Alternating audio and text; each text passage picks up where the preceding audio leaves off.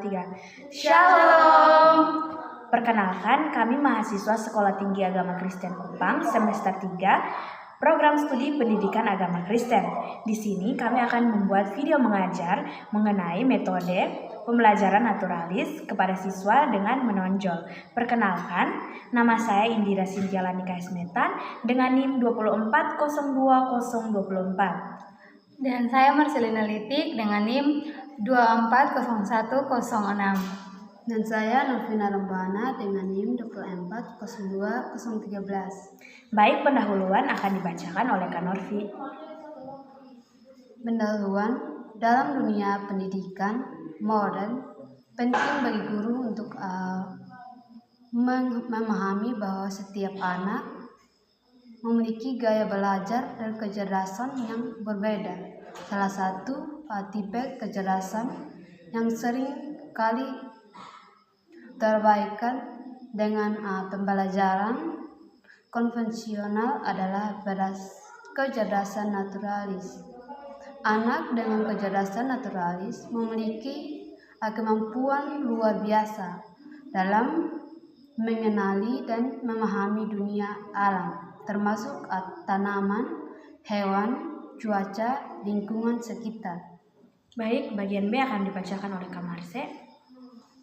Dasar teori multiple intelligence oleh Howard Gardner. Menurut Howard Gardner, pada tahun 1983 terdapat 8 jenis kecerdasan manusia. Salah satunya adalah naturalist intelligence. Dalam konteks pendidikan, guru perlu menyesuaikan metode mengajar agar mampu merespons dominasi kecerdasan tertentu pada siswa. Konsep dasar metode naturalis yang bagian A. Definisi metode naturalis. Metode naturalis adalah pendekatan pembelajaran yang mengaitkan materi pembelajaran dengan dunia alam secara langsung, baik melalui pengamatan, eksplorasi maupun pengalaman nyata. Dan bagian B, prinsip-prinsip utama. Nah, terbagi dalam 5. Yang pertama itu belajar dari alam dan dengan alam. Yang kedua, mengembangkan kepedulian lingkungan. Yang ketiga, mendorong eksplorasi dan observasi. Yang keempat, pembelajaran kontekstual dan multisensori. Yang kelima, menumbuhkan sikap ilmiah dan refleksi. Selanjutnya dibacakan oleh Kak Indira. Baik, yang berikut profil siswa dengan kecerdasan naturalis. Yang bagian A, ciri-ciri umum. Yang pertama, suka bermain atau belajar di luar ruangan. Yang kedua, menunjukkan minat tinggi terhadap hewan, tumbuhan, atau gejala alam. Yang ketiga, sering mengumpulkan benda alam seperti daun, batu, maupun serangga. Yang keempat, mudah mengingat nama-nama makhluk hidup. Yang kelima, menyukai dokumentasi alam. Contohnya adalah misalnya foto, jurnal, maupun gambar. Yang terakhir adalah peka terhadap perubahan cuaca atau musim. Bagian B, kebutuhan belajar khusus. Yang pertama, aktivitas langsung dengan alam. Yang kedua, visualisasi atau gambar tumbuhan, ataupun peta ekosistem. Yang ketiga, proyek berbasis lingkungan. Yang keempat, aktivitas eksperiensial. Bagian selanjutnya, strategi mengajar untuk siswa naturalis. Bagian A, pembelajaran kontekstual berbasis alam. Pembelajaran ini menghubungkan konsep pelajaran dengan situasi nyata dalam kehidupan lingkungan. Contohnya, mengajarkan matematika melalui pengukuran tinggi tanaman. B, eksplorasi dan observasi lapangan. Yang pertama, studi lapangan ke taman, hutan kota, kebun, pantai, dan lain-lain.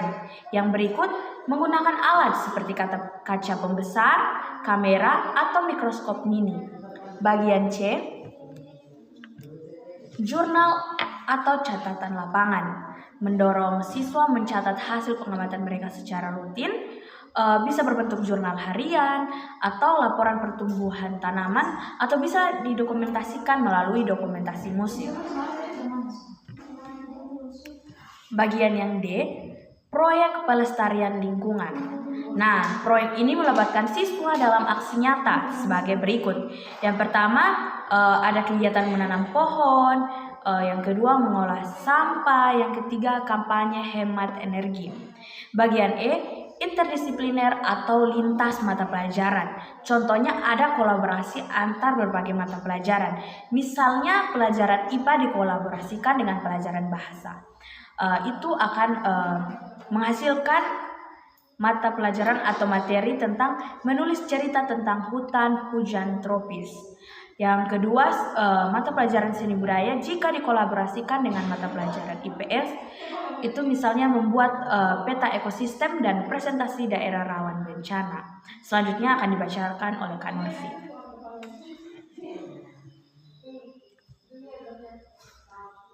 Selanjutnya, contoh kegiatan pembelajaran.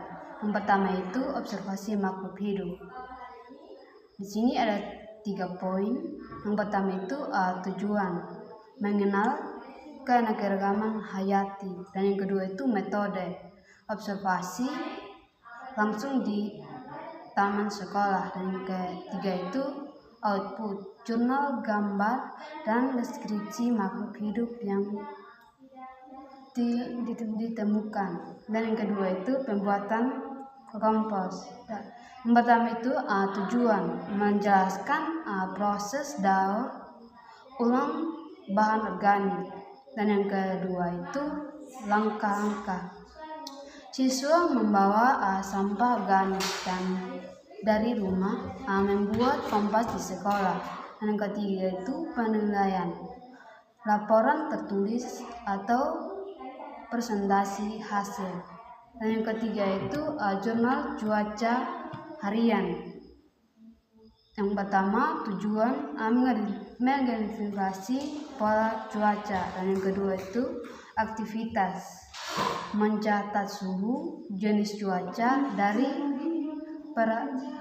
perasaan setiap hari selama sebulan. Dan yang ketiga itu diskusi, membandingkan pola dan dampaknya terhadap tanaman atau hewan. Dan yang keempat itu karya seni dari bahan alam. Yang pertama tujuan, mengekspresikan kreativitas sambil memanfaatkan sumber daya alam. Dan yang kedua bahan, daun kering, ranting, pasir, batu kecil. Dan yang ketiga itu hasil, kolase patung kecil atau hiasan dinding.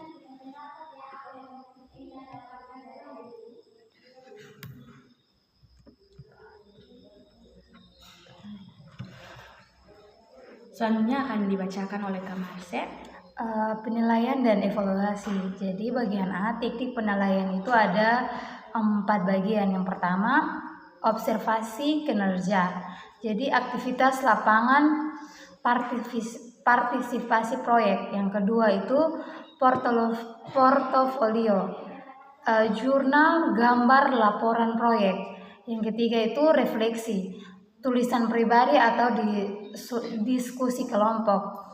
Yang keempat, presentasi hasil yang sudah didapat melalui proyek alam atau di dokumentasi. Jadi manfaat mengajar dengan metode naturalis bagi siswa itu ada 4 bagian. Yang pertama, meningkatkan kepedulian terhadap lingkungan. Yang kedua, mengasah keterampilan berpikir ilmiah. Yang ketiga, menumbuhkan tanggung jawab sosial. Yang keempat, membantu siswa belajar dengan gaya mereka sendiri. Bagi guru itu ada 3 bagian, yaitu yang pertama menciptakan pengalaman belajar yang kontekstual dan menyenangkan. Yang kedua itu menemukan cara menghubungkan kurikulum dengan dunia nyata. Yang ketiga, mendorong pembelajaran lintas bidang interdisipliner. Yang berikutnya dibacakan oleh Kak Indira. Baik, penutup dan refleksi dari materi kami, guru yang memahami dan mengakomodasi kecerdasan naturalis siswa akan membuka pintu pembelajaran yang lebih luas.